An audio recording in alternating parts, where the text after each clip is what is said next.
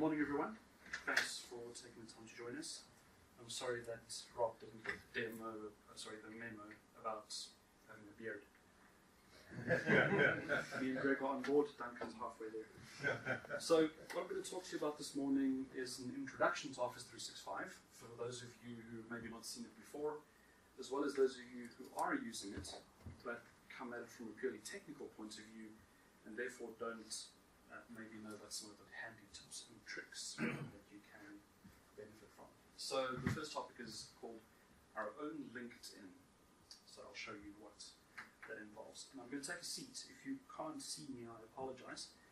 We are being videoed, so you can watch a recording back later if you miss my face too much.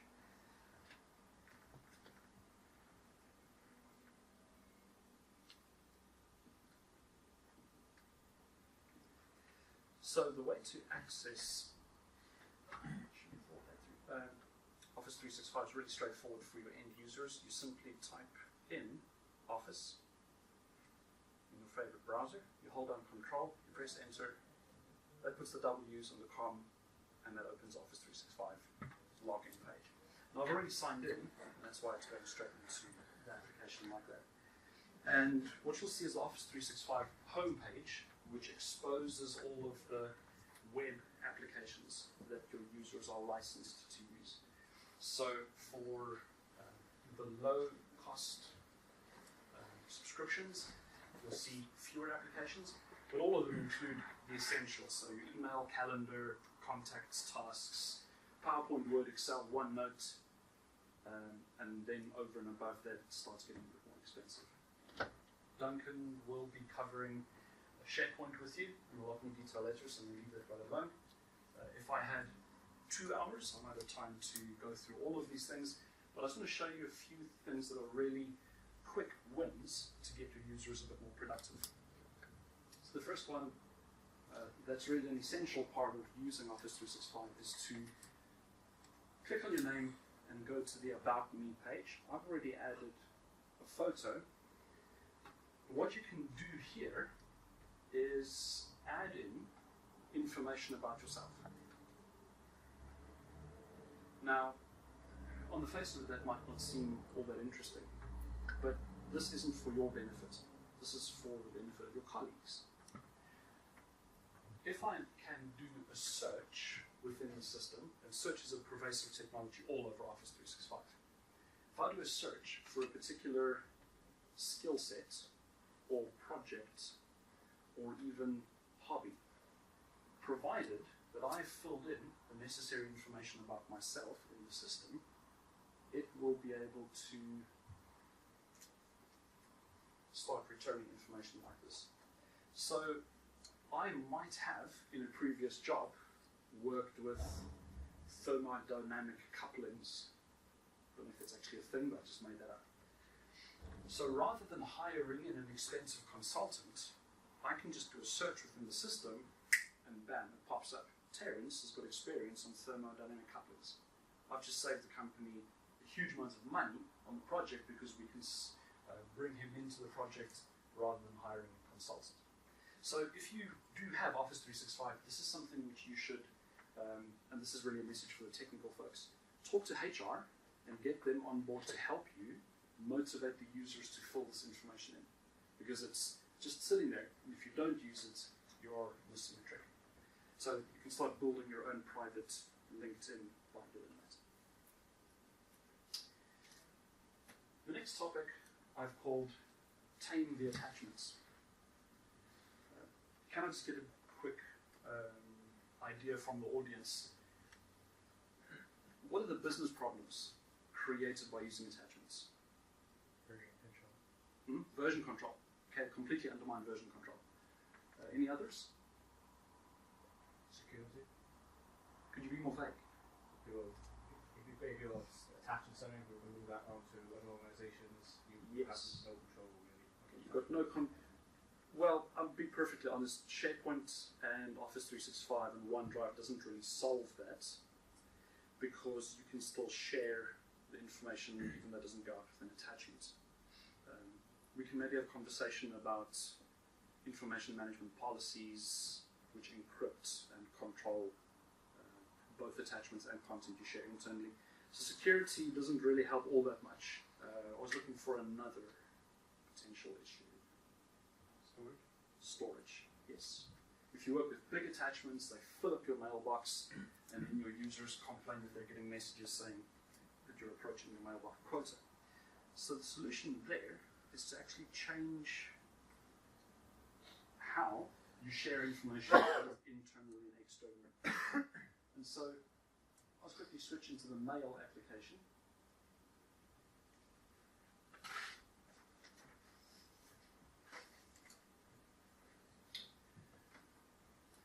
This isn't because I operate inbox 0. It's because it's a test account which doesn't have much email in it at the moment. And so the idea here is to go to compose an email,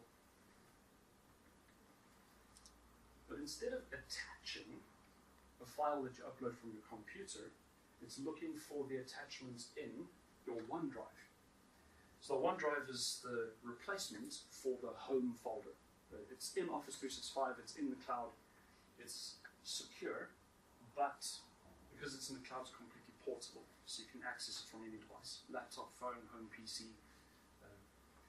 And we'll see that we've got options there to either look for the attachment in a computer, so I can browse my local hard drive, group files, which I'll talk about if we have time at the end of the session, or in OneDrive. And there's the link that I can select.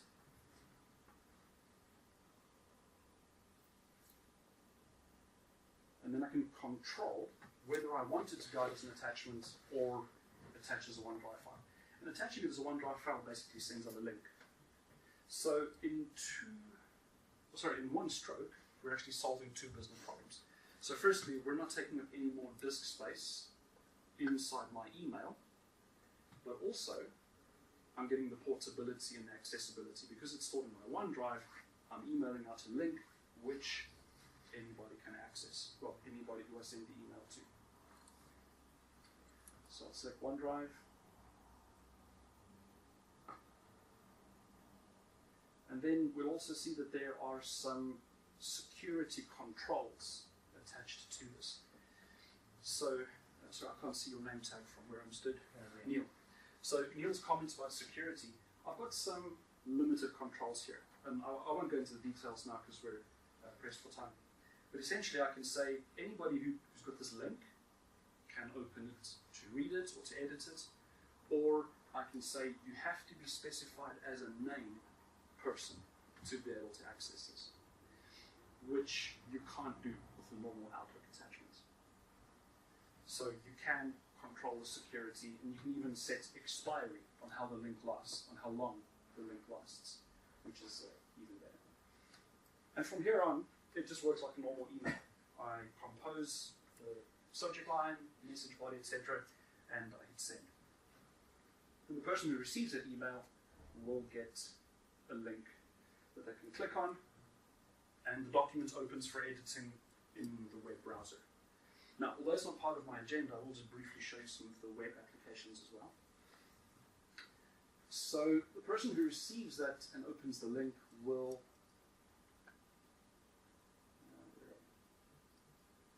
they'll open it in Word, but it's Word running in the browser.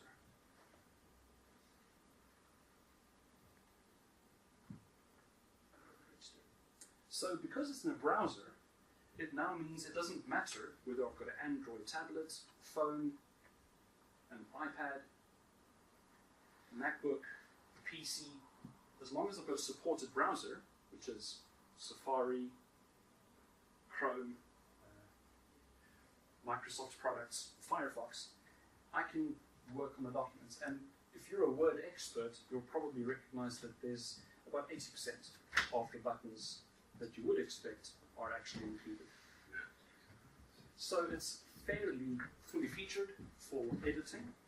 The only thing I've run into that I've not been able to do here is turn on track changes, which is not something I do all that often.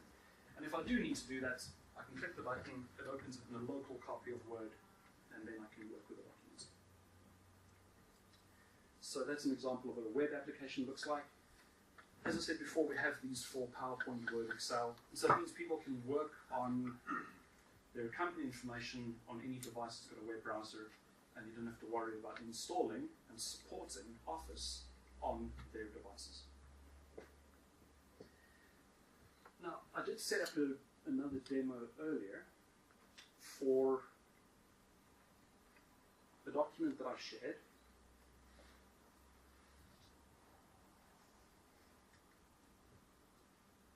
So we can approach the sharing one of two ways. I can either share the document by opening my email and going into OneDrive, or I can go into OneDrive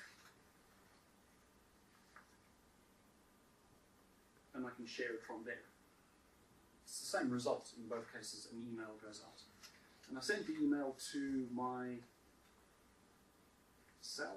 on a different account, which is what I've got over here.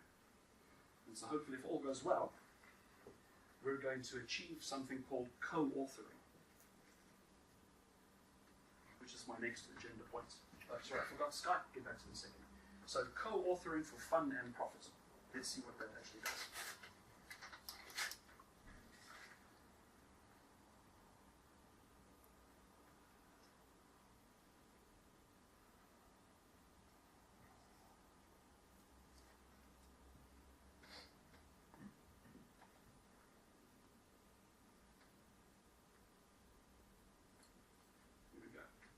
So because I've opened the document on my other laptop already, it tells me that there's another contributor actually working in the document at the same time.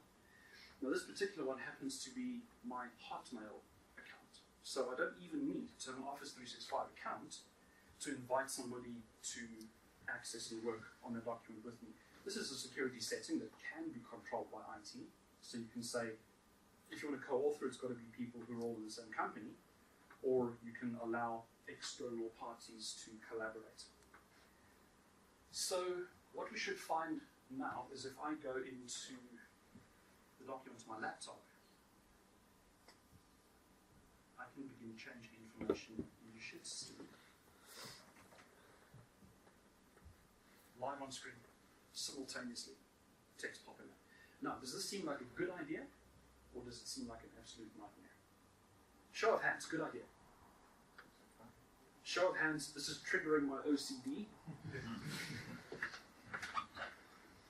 The point of this, apart from the obvious that I can have two people working simultaneously in the document, I mean, it's not just two, I've done it with up to 10 in a classroom, hours of fun. I can do this with PowerPoint, Word, and Excel, and OneNote. But the point of it is to speed up the turnaround time on working on the document. So if myself, Duncan, and Greg were told, I'll let you in, Rob, even though you don't have a beard. You have until 3 o'clock to produce a PowerPoint presentation on the benefits of Office 365. If we were not using co-authoring, we would have to wait for each person to get out of the document before we can edit our slide.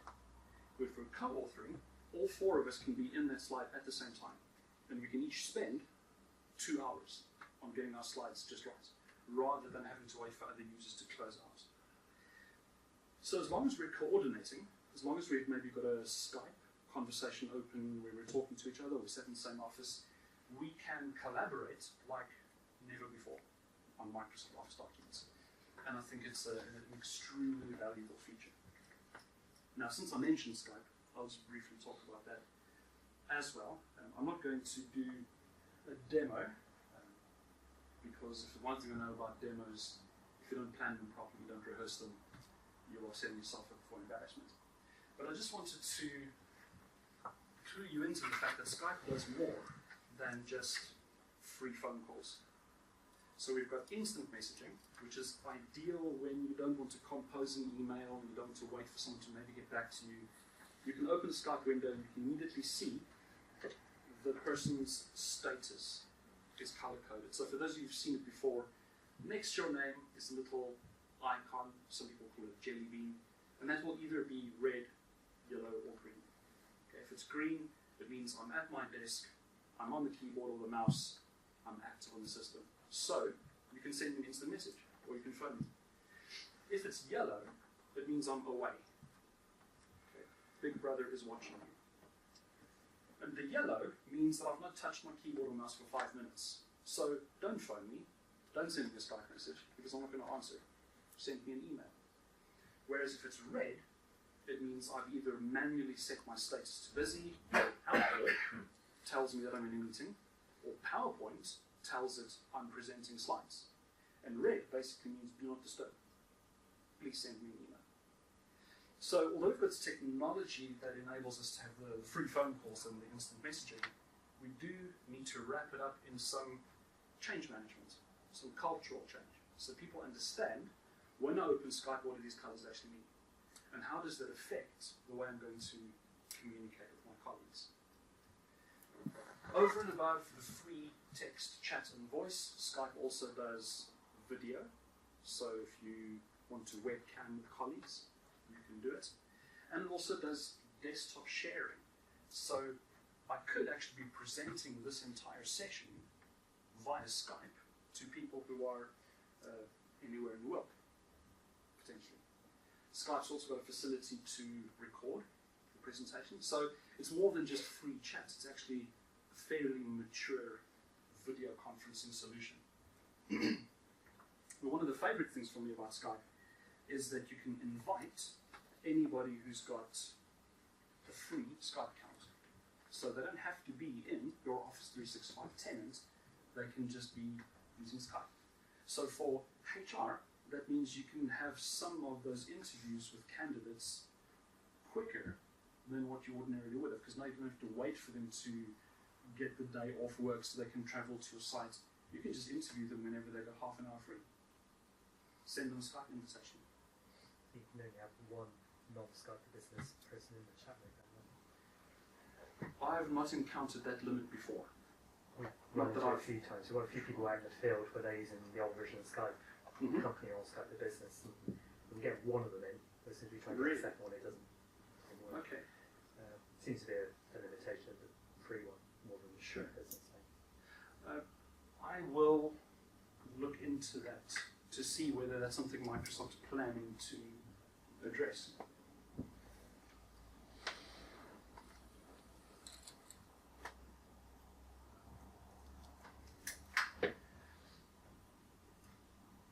So we do have some time. I can either open up for questions now, or we can have a short chat about Dell, groups, teams, primary, etc.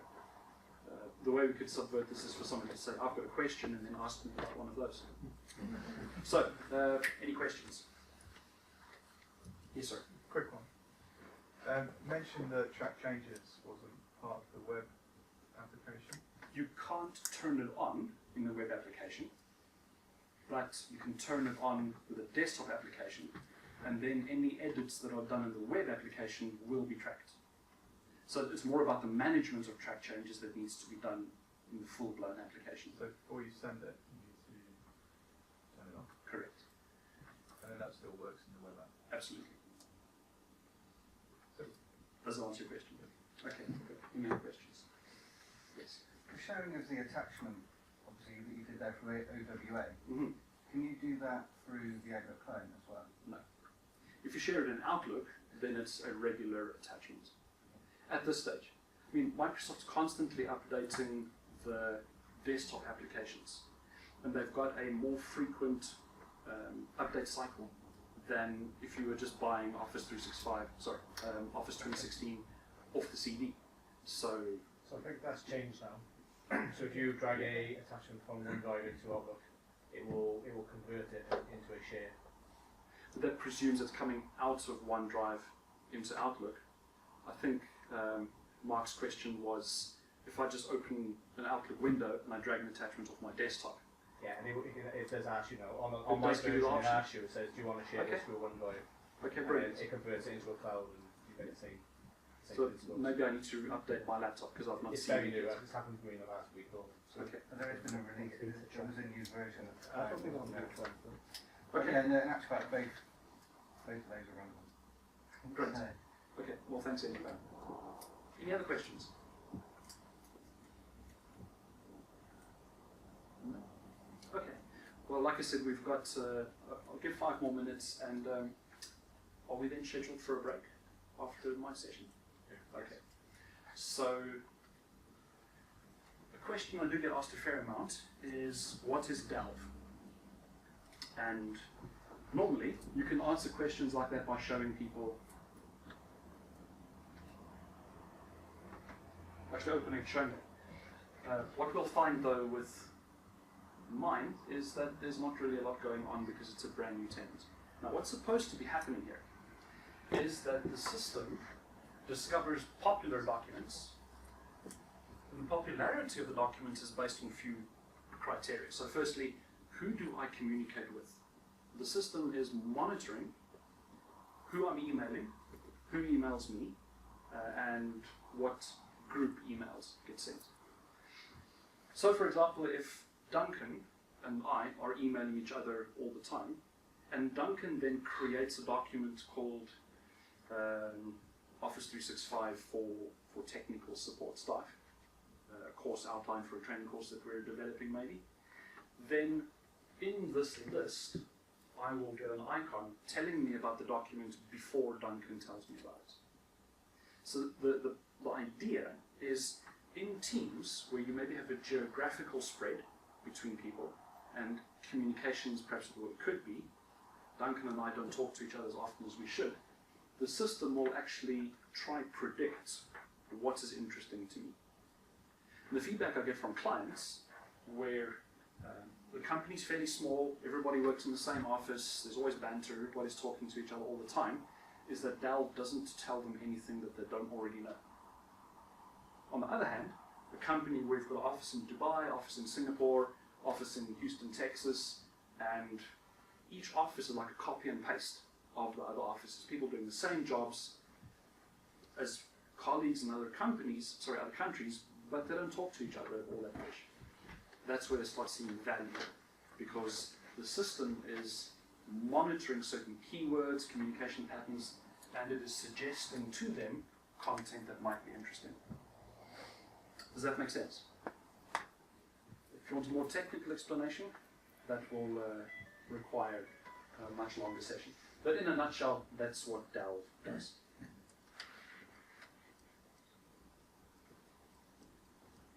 So what does it actually prompt you? What would it say there if this guy produced a document? It comes up and says, Fred has... What you'll see is something called a card. Right. So it's the shape of a it's playing like card. Right. Okay. It's a tiny screenshot of the first page of the document, oh, right. and then the document name, and then the time and date and the person who made it. And you'll see them sort of, depending on the size of the screen, 3 or 4 across, and up to 2 rows. So it's sort of just a sampling of documents, quite visually represented, that you can click to open. And can you control that at all? So if you are getting irrelevant information, is there any methodology that you can say, I know no one wants to see what Dave is opening because he opens 40 documents a day that are irrelevant to you? Not really. You can't control that. No.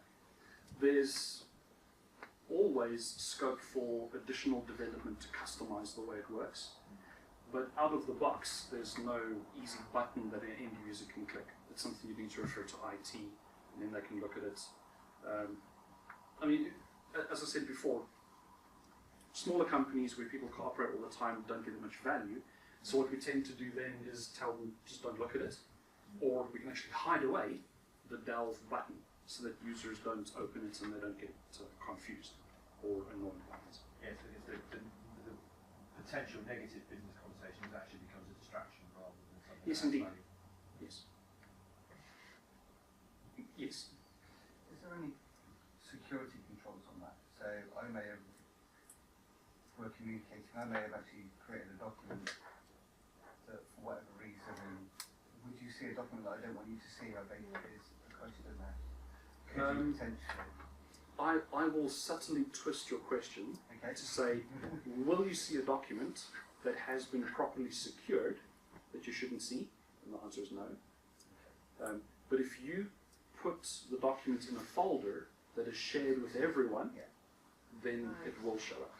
So it looks at the in situ security in SharePoint or in OneDrive, and then it will show up.